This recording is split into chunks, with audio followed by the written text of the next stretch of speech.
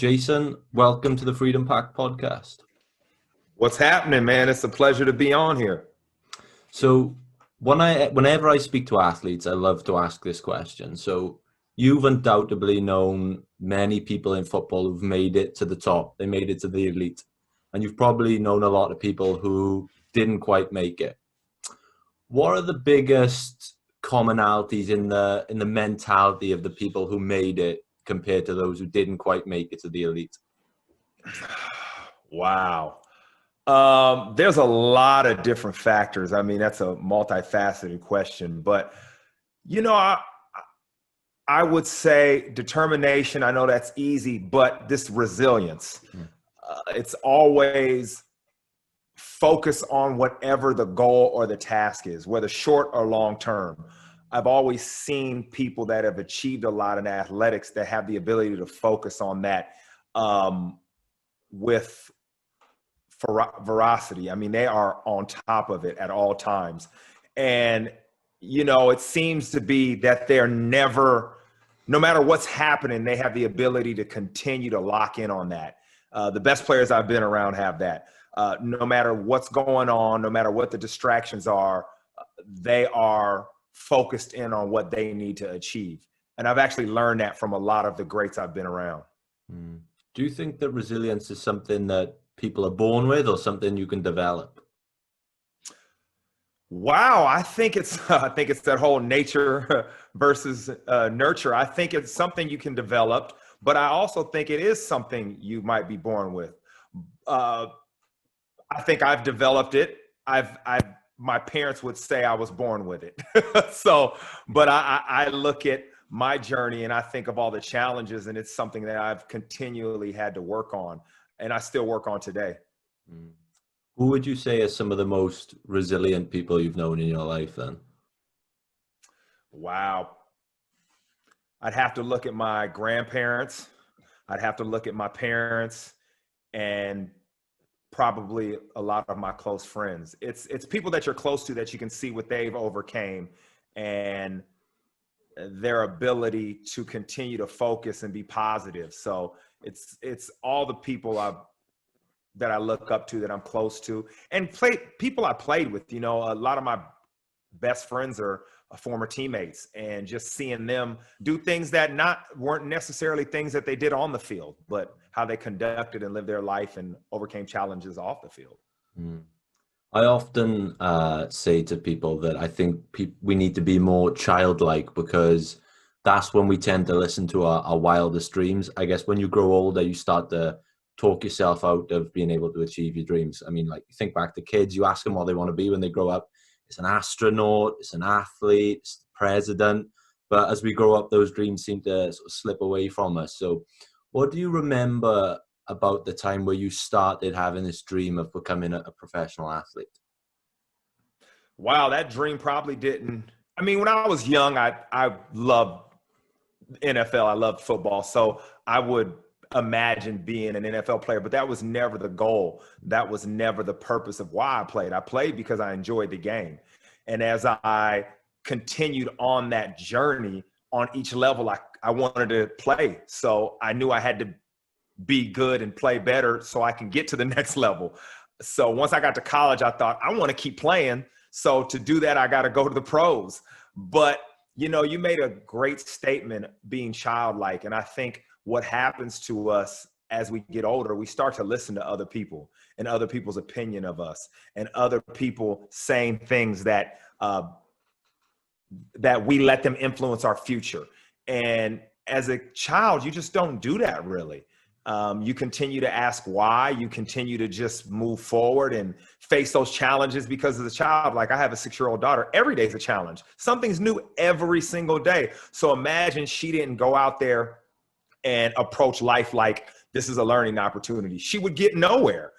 And I think that's what I've realized about myself, even in retirement and going on to the next phase of my life, that I need to have that same mentality. You mentioned there about you just love of playing football. What did football do for you sort of off the pitch growing up? I imagine it taught you a high level of discipline, motivation. Yeah, all those things. I think especially when you're a child and you're younger, you could get distracted by a lot of things.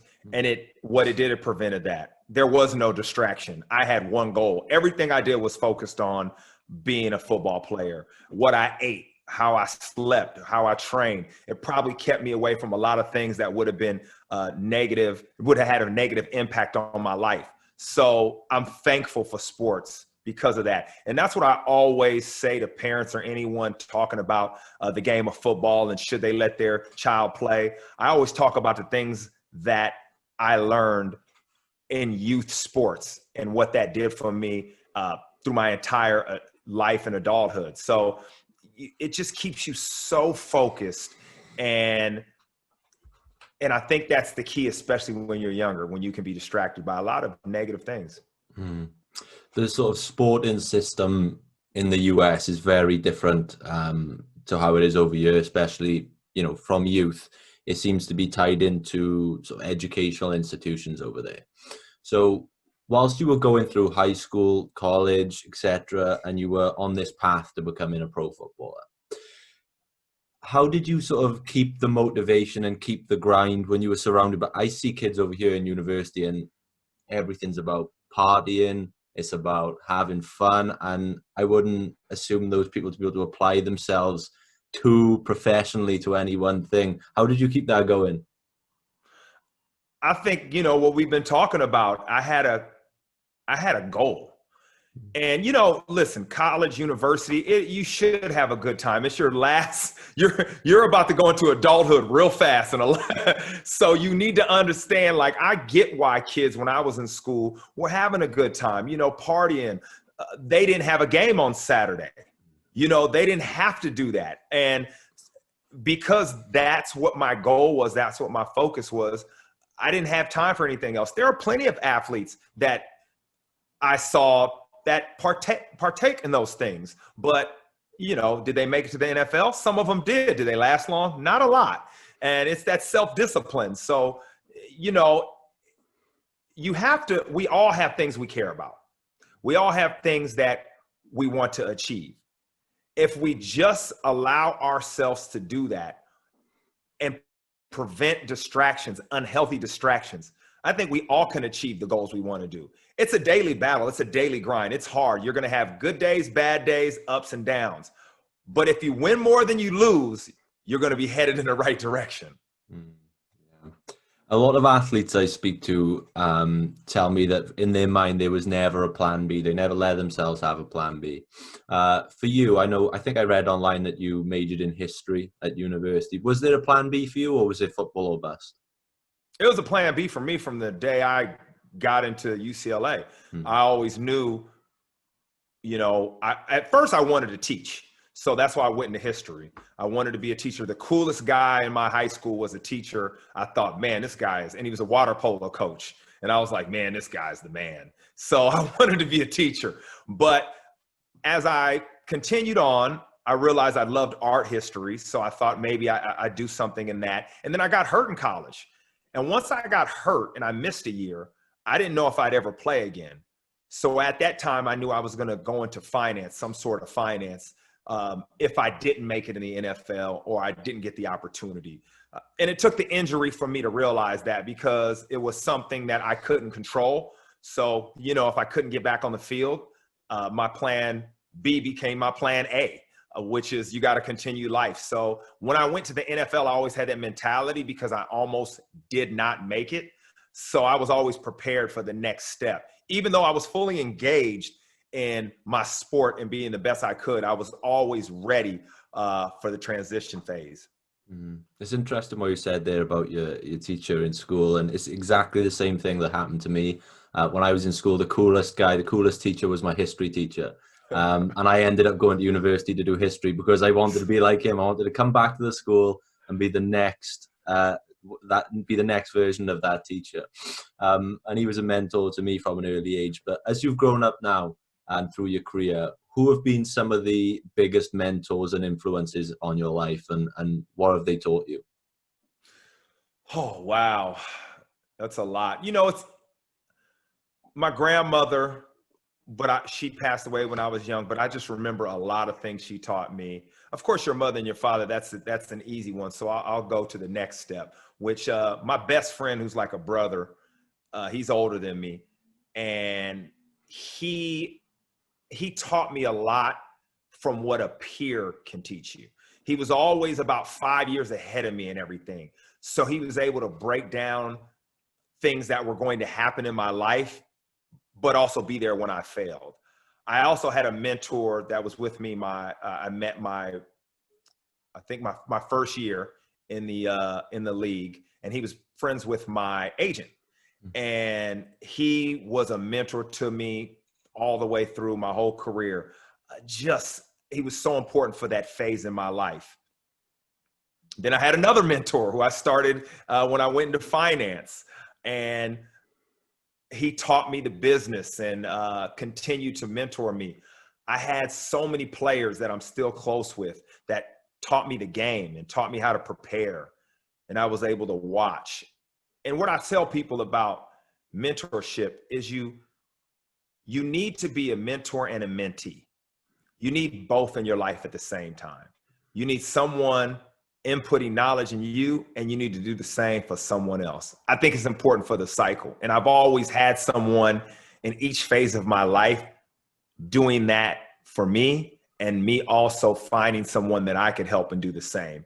And that's why I've been blessed to have so many mentors. I couldn't just say one, it's been so many, but they've all helped in specific times in my life, especially.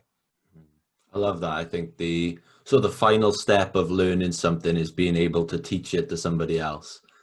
And you mentioned your daughter earlier. What are some of the lessons now you've learned throughout your life that you try and pass down, or maybe you would have said to yourself 10, 20 years ago? Wow. The main thing is I'm trying to get her to realize is don't listen to other people's opinion. And I know that's hard for a 6-year-old, but I'm trying to get her to understand that what people say, if it's, there are things people say to you that you have to listen to, and they come from a good place, but a lot of times they aren't. And I don't want that to impact her as a person and how she views herself and what she believes in.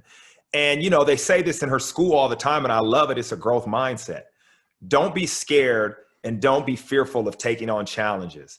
You can only grow from failure or success. Both of those things have this, they do the same to you. They help you grow. They help you move forward.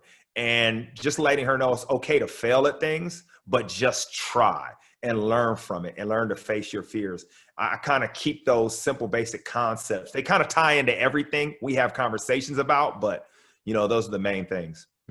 I love that. That's something I want to touch on in a short while. But before we get there, if we fast forward now to your pro career, do you remember at the time when you switched from amateur to pro, what were the sort of biggest things you noticed in terms of a shift in mentality or a shift of approach from the amateur to the elite level? Because a lot of people in sports say that transition is massive. First of all, it was a business. So you understood this is not what you thought it was coming out of university or college, where, the team was a family. You were with the players on your team for so many years. Nobody got cut, kicked off the team or anything like that because of performance. You might have lost your position, but you weren't eliminated from the team or the roster. So you realized it was a business, and you had people from all different walks of life. So, people had families, it was, wasn't the same.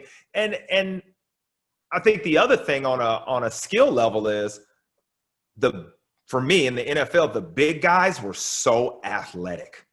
Little guys were fast and they were around. You had more little guys that were fast on the team, but they were in college. You saw them. But those big guys, I had never seen anything like it. I mean, those are big humans that can move fast. So that was the biggest difference on the field. And you just saw it was all about taking care of your business. And you saw the people that had all of the skill sets to really focus in and take care of and take care of their job. They had success, and you could see it. Everybody was the best players were really focused in on that, the little things. Mm. One thing that fascinates me about American sport in general and American football is the following and the feeling behind it. I mean, we have, our version of football here in the UK, which I love, and that has, a very strong cult following, and the fans are really passionate fans. But in the US, it seems like whenever there's a big sporting game, the sort of country tends to stand still and everything just seems to focus in on it. It seems to be a big grandiose feeling around American sport. And so that begs the question, when you're playing a game, I imagine the pressure must be insane. What was your process like for dealing with pressure at the elite level? Well, you try to focus on the only thing you can control, right? And for me, it was the calm before the storm. I understood when I got on the field, the energy was going to be there. It was going to be electric. So I tried to keep that in and contain that for as long as I could, and just had my routine, how I warmed up, how I got prepared, the small things, like I said, how I can control. But once you're on the field, it's amazing. You really only focus in on the players around you and the sideline. I didn't really hear the crowd until after a play. Like after a play, you're celebrating, you engage with them, you feel it, you feel their energy. But once it's in that process of the play, you're just locked in. You have that tunnel vision and focus. So it was very strange. It was like a camera coming in and out. And that's how it was with me. When I was on the field, it was a camera with a tight angle. But when I was off, I saw it all, or went in between plays. So that's how it was. But yeah, you just have to have your process, and all players have a different one, but you just stick to that because, once again, you don't want any negative thoughts to come in and cloud your judgment and limit your execution. You mentioned something there that reminds me of a concept from Stoic philosophy, which is just to focus on things that are in your circle of control. Not external things you can't control, and that might be down to the smallest example. So when you're driving and someone cuts you off, I mean, there's no point getting angry about it because you can't control it's already happened. Is that something that you tend to apply to your life, is just focusing on what you can control rather than what you can't control, and giving energy to things that way? Every day. And some days better than others, some periods in life better than others. But I always try to think of, I can control my thoughts, I can control my actions, I can control my attitude, and I can control my effort. Mm-hmm. And those are things, if they don't come into that circle, I really don't have time for them because I can't do anything about it. Mm-hmm. And it's easier said than done. But if you have a game plan and you're faced with an uncertain challenge, at least you have tools in your bag to go to. And that's what I try to use. It's a daily struggle, but I kind of enjoy it. You learn each day. Did I win today? Did I lose today? What can I fix? I wake up every morning and I go through this mental mindset where first thing I tell myself before I do anything, what I'm thankful for and what my intention is for the day. And then I remind myself, I am right here, right at this moment. And as I go through the day, when I don't do that, I can see the difference. I can see that I'm not fully locked in or engaged. It's as simple as something like this we're doing. Who knows what you were doing before this interview? Who knows what I was doing? But if I'm not present at this time, I'm not getting the most out of this, nor are you. And that's all we can control. We can't control anything else. So we all have those challenges each and every day where even if we fail 10 minutes before that, we got another chance to get better and be present and control what we can control. Love that, man. There's something you mentioned there that I hear a lot from high performers I've interviewed, is this idea of gratitude and practicing gratitude. I wonder, what other daily practices do you try and fit into your routine? It might be, maybe mindfulness, or, being conscious of your sleep, or a fitness routine. What are the things that are core to what are you constantly aware of and thinking about in your daily life? It's amazing. You mentioned 3 of them.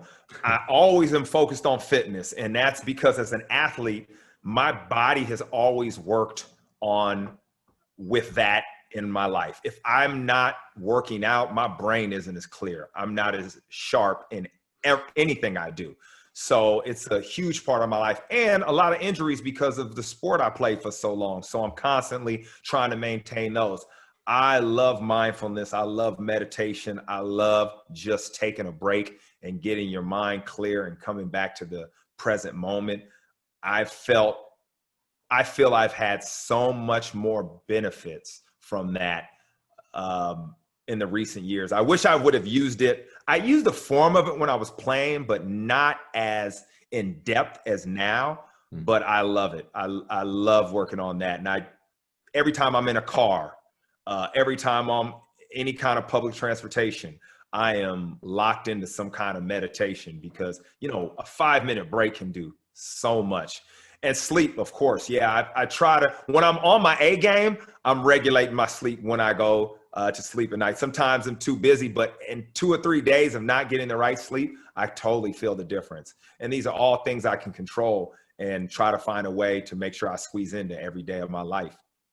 Amazing. American football is very much probably the highest example of a team sport. It's a collaborative effort. What has it taught you about teamwork and relationships, both on and, more importantly now, off the field? So team sports, I mean, I've always been involved with it. So I've talked to friends of mine who are in individual sports, and we have great conversations about this. And I was talking to a guy who's a boxer, a famous boxer, and he said something that was so interesting to me. He said one of his best attributes is that because he started with team sports, he knows how to manage the team. Even though it's individual and he's the guy in the ring, he understands how to be a good teammate. I was like, yeah, that's true. So what I've learned on team sports is how to respect different individuals from all different walks of life. So many different people, so many different point of views. But we have this respect for each other because we see each other and the essence of who we are because of how we work and things of that nature. So even if we have different opinions, whether it's politics, anything else, we still see the common ground. So when we have conversations, we start them from a point of understanding. So we can disagree with anything, but we truly understand each other because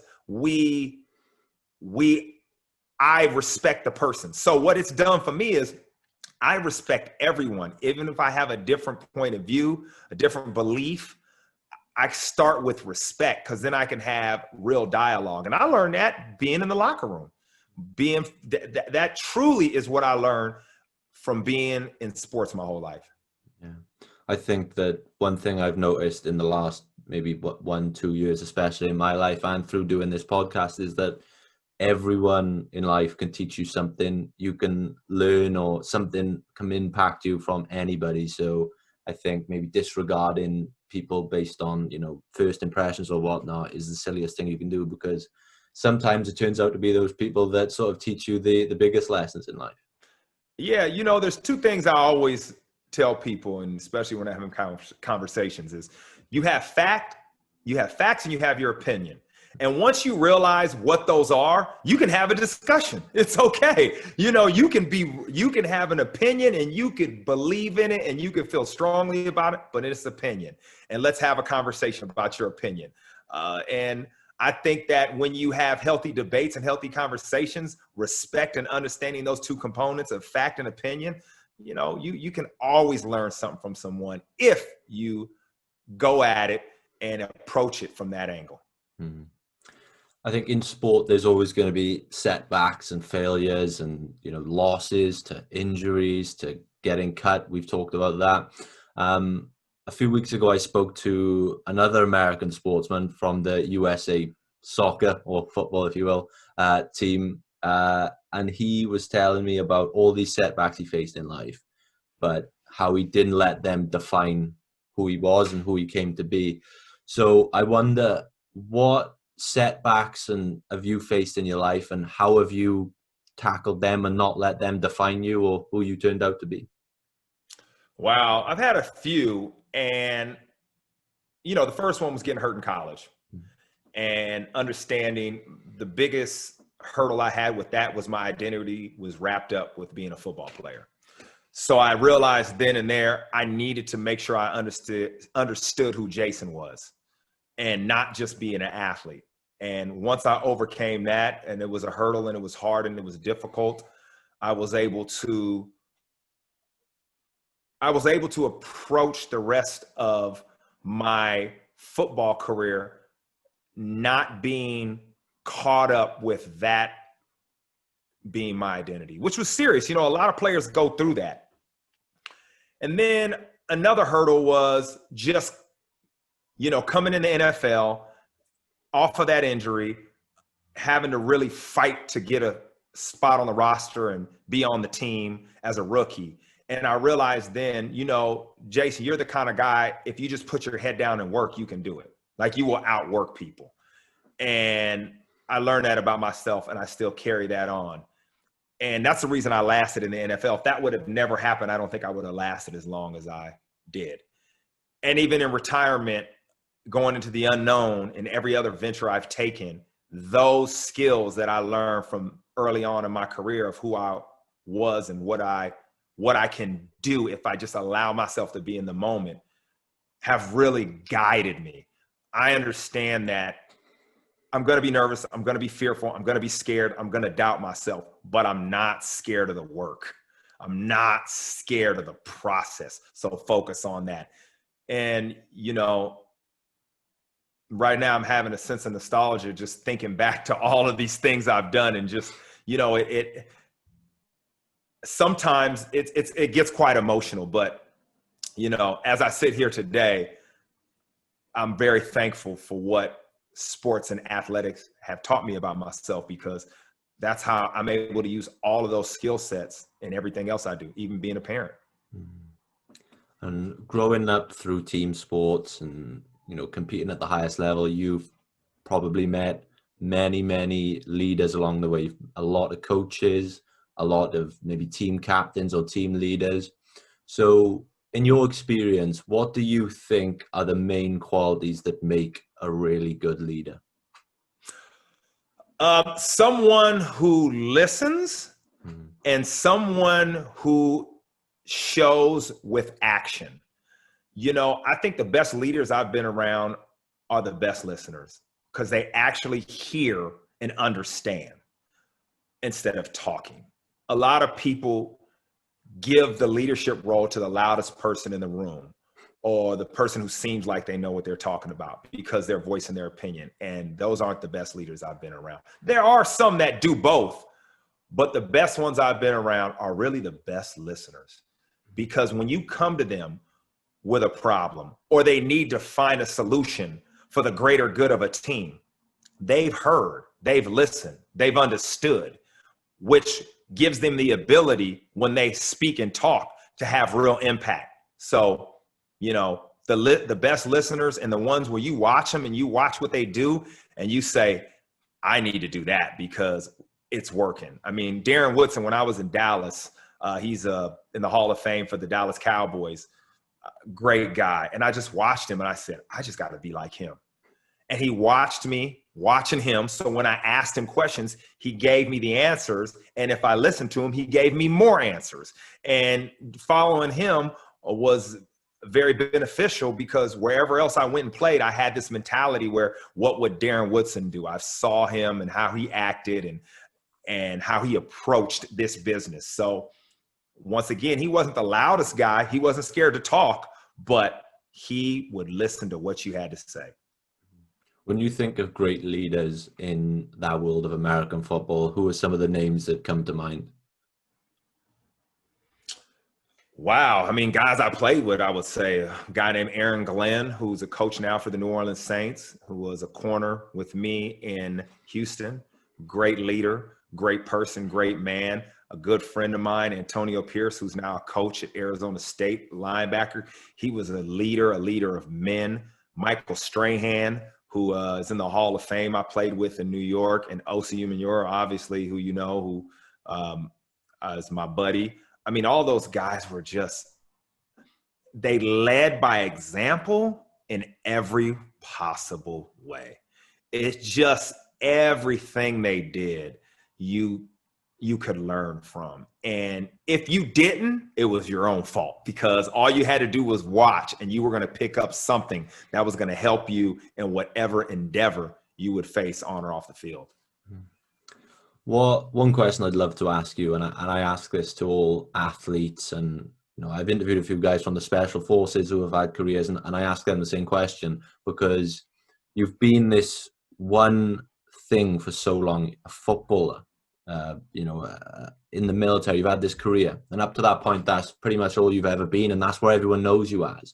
So when your career came to an end, did you struggle at all with identity issues? Because, throughout your life, you'd been Jason Bell, the football player, and now you weren't anymore. Did you struggle with that transition? I struggled with the transition, but it wasn't because of identity, because I had already went through that in college. I already knew I was no longer going to identify with just being a football player. So I had that was in the past. But it was hard because when I retired, even though I was ready for it, I knew what my career was going to be, and I was transitioning into that. It's still lonely because your peer group is still playing football. All my friends were still doing the same thing. And then my other friends that weren't athletes, they were in their careers or whatever they had going on. Nobody was in that little middle ground. Like when you first leave university, everybody's out there trying to figure it out together. Hey, did you do an interview? Where are you going? What are you doing? Everybody's confused, but you're confused together. I was confused by myself. Luckily, a friend of mine, a great friend of mine, who's another mentor, a guy named Carlos Edmonds, played in the NFL a long time. He had a back injury and had to retire the same year I did. So him and I spent a lot of time on the phone talking through this and not understanding how we really felt. It was a tough time, but at least we had each other to call. We didn't really have anybody else. Like I said, nobody else was going through it with us. So that was the hard part, is that no one in your peer group is going through that process with you, because nobody retires from the NFL together. You're by yourself. Of that. And when you made that transition and, you moved into things like finance, you moved into punditry, did you sort of embrace that grind? Was it like when you first started out in football again, you were the small fish in the big pond, and were you happy to have that grind back? Yeah, it's just who I am. Luckily, I knew how to learn. I knew how to approach the process of getting better at something. And that's what I could focus on. I think sometimes the hardest thing is understanding what kind of learner you are and what is the best approach for you, because you start to look at other people that are successful and try to emulate what they're doing. And it's hard to do because they are who they are and they have their own skill set. So I was able to understand who I was, how I dealt with pressure, and apply those same things to my future careers. And that really helped me because they were all new, they were all challenging, but yet I was able to say, Jason, you know who you are, you know what works for you, and regardless of anything, you're a fighter and you will overcome adversity. You mentioned earlier on about trying new things and the importance of throwing yourself into those situations. You recently appeared, as our UK listeners would know, on Strictly Come Dancing, or for our US listeners, the version of, I think it's called Dancing with the Stars in the United States. My question is why, but my original question was going to be, are you the kind of person that loves putting yourselves out there and outside your comfort zone? Because, you've gone from a very masculine world of American football and thrown yourself into dancing, but not only dancing, but dancing in front of millions of people at home. I know I was watching, loads of people I know watched that show. You got all my 3 votes, by the way, every week. Thank you, man. I appreciate that. I was heartbroken when you left the show, man. Justice needs to be done. But yeah, are you the kind of person is that why you did it? Just to throw yourself outside your comfort zone? Yes. I'm the kind of person that understands it's about the journey. It's about the journey. It's about the process of the journey. And you don't get a lot of opportunities to really challenge yourself and things that you've learned, new tools and things of that nature, unless you are in a pressure cooker of a situation where everything is difficult all at once. A lot of times in life, thankfully, we don't have we don't have that kind of situation. It'd be very hard to deal with that on a daily basis. Some people do, but I knew strictly because it is something I'd never done. It's as far as a skill. You have a ton of pressure. You have time constraints. You are going to push yourself mentally and physically. And I thought all these things. So I thought, yeah, I should do this. And I had the support of the people close to me.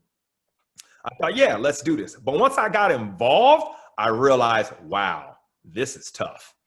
This is tough for all the reasons I thought it would be. But now, Jason, let's see who you are. Let's see if you're the person you think you are. And Strictly gave me that opportunity. And that's what I really appreciate it for.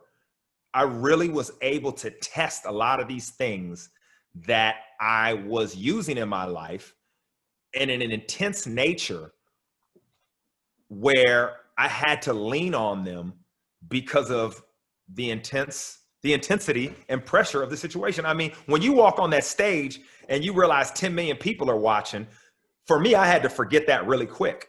Or I had to embrace it and think, this is going to be so fun. And that's what I did. Every time I went out there, the only thing I thought about was how much fun I was going to have because of the opportunity I was given. And that's how I played in the NFL. When I really enjoyed it, I got out on the field and I said, man, I love being here. It wasn't about winning or losing and all that kind of stuff. That happened. But I loved being on the grass every play. And that's how I approached this. And even though it was hard, I loved every second out there on that dance floor. So when I walked away, I was like, I didn't waste a minute. And that's what I wanted to do. I didn't want to walk away and think, oh, wow, I was too nervous. I was too scared. I was too this, I was too that. I just had a good time. And I was, I tried to do what I did in practice. And I tried to have a great time and focus in on what me and my partner Luba were doing and just enjoy the moment. And I'm very thankful for that because I learned a lot about myself. I confirmed some things and learned some new things. I think that really resonated with people because, I mean, you smiled throughout it all, man. That's the one thing I remember. Even when, you go to the judges and it's being, everyone knows if they watch Strictly, every single movement is scrutinized under the judges. And they'll pick up on that. But man, if someone was giving you criticism, you looked happy to hear it. And I remember I watched the show with my girlfriend every week and she was always smiling. And I asked her why and she was like, he just looks so happy. And so you just seem like such a positive person in the face of whatever you're doing, man. You gotta be. I mean, yes, I am.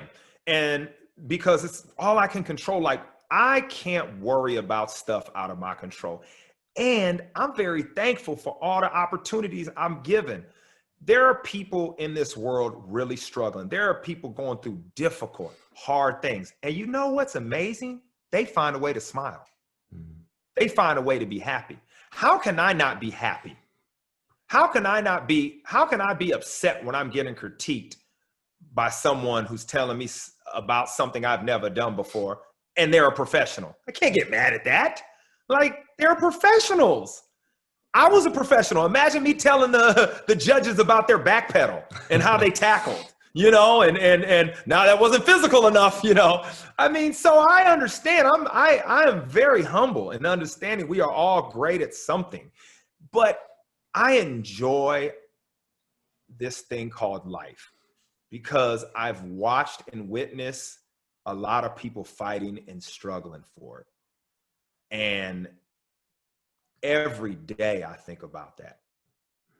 And I don't want to waste any time I have because that's the only thing we can't get back. You can lose a lot of stuff. You lose time, it's gone. So I'm trying to enjoy every moment because there's something like we were talking about earlier. You can really learn from different people, different moments, different circumstances. You just got to be present. And when you're present, you're actually happy. I think we're not happy when we're worried about the future too much or we're worried about the past too much. It's hard to be happy. I understand you have to plan and I understand you have to go back and look at things you went through and try to learn from them. But in all honesty, if you're in the present moment, you're usually enjoying yourself. I love that, man, because about a year or two ago, me and my friend, we went to Nepal to the Everest Base Camp trek, and we saw these like little kids in the mountains, and they lived there, and they lived in these tiny little huts. And I remember I was saying to my friend, I was like, oh, these poor kids. And he pointed out, he's like, but look how happy they are. And no matter what this situation, they were happier than some of the kids I see over here. And that's probably because they love what they were doing. And that begs the question for you, how important do you think it is for people to live a life that they're passionate about, or do a job or a hobby that they're extremely passionate about? Listen, it's very important. And not a lot of people, I understand, we're all working hard, and under the current circumstances, some people don't have work. So you don't always get to do something you love for work. But whatever you're doing, find something that you enjoy or defines you. And you have to ask yourself, like, what your intentions are. And then that will impact your work, and then your hobbies and things you do outside of work. Focus in on, if you understand what your intentions are in life and what's important to you, those things will come, and you will live a life that equates to those things. It really will. I know it truly is what you put out there, you get. If you think I'm a good person and this is what I want to do, and I'm good to people, then in whatever you do, jobs, hobbies, whatever, that's who you'll be. And you'll find joy in that. I've always found joy in being who I am. I've always loved, one thing about sports is I'm a good teammate. I like going out there and figuring something out. I'm not sure if you're much of a reader or whatnot, but yeah. Okay, so what are some of the biggest books that have impacted you in your life? Oh, wow, the biggest. Whew. Well, I love history books. Let me see the biggest books. You know what? I'm gonna tell you right now. This is. Let me look and tell you what's hard. This is tough. This is tough. I will say. Let me see what I've read differently. What I read recently is Compete to Create. It's really good. It's really, really good book by the psychologist who works for the Seattle Seahawks. Very interesting. Love the book. The Divide, what's his name? Matt, I forget his name. The Divide. Check that out though. Really good book. Also, How to Win Friends and Influence People by Dale Carnegie. Love it. My favorite book of all time. Yeah, love that one. Something, Guns, Germs, and Steel. Yeah, that's very, very good one. And football, I like this. What was this other book I read recently? Prisoners of Geography. I heard someone mention that the other week. Really enjoyed that, understanding kind of how the world shook out by just purely looking at the land and what we were given. And that's a couple of them, man, recent. But I'm always reading stuff, man. Oh, another one that I like for people to read, Ego is the Enemy. Oh, Ryan Holiday. Love Ryan Holiday. Ego is the Enemy was very good. Very good. Fun. And for fun, for anybody who wants fun, A History of the World in 6 Glasses. Intriguing. For all you drinkers out there. Love it, man. I know we're pressed for time. I got one more question for you. So for me, if I go to bed at night and I know that by putting out these interviews, I've impacted one person, then that makes my life worth living. But for you, what makes Jason Bell's life worth living? Now, every day, my daughter, truly. I understand. I get it all now. Everything I'm trying to do is to show her exactly what a man should be and what a good father should be, and just really do everything I can for her to be able to just achieve all of her dreams. Like that is, I think about that every hour on the day. I mean, nonstop. Beautiful, man. Where can our listeners connect with you on social media and alike? Jason 33 Bell I believe on Instagram and Twitter. Yeah, Jason30. Twitter, Instagram, and check out the Jason and OC podcast. It's pretty fun and always on the BBC. Check our show out, man, after Match of the Day. Sweet. I'll drop loads of links in the description for them. Jason, thanks so much for coming on the podcast. You've really made my day, man. You've brightened it up, and I feel like I'm ready to tackle the day now. Hey, man, let's both get after it, man. I'm fired up too now, man. You got me ready to go. Amazing.